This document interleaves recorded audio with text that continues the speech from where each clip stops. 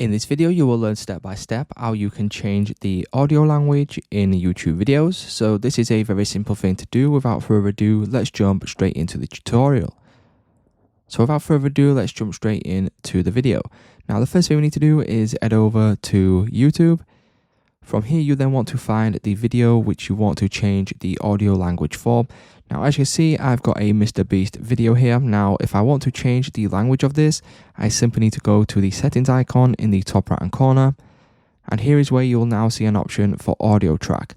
Now, this is not available on every single video on YouTube, but it is available on a lot of them. So what we can do is select audio track, click on this, and then you will then get an option between all of these different languages right here.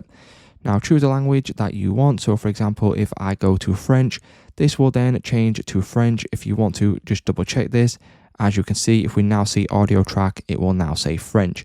So it's just that simple, guys. That's how you can change the audio language in YouTube videos. If this video did help you out, please leave a like on today's video, and I will see you in the next one.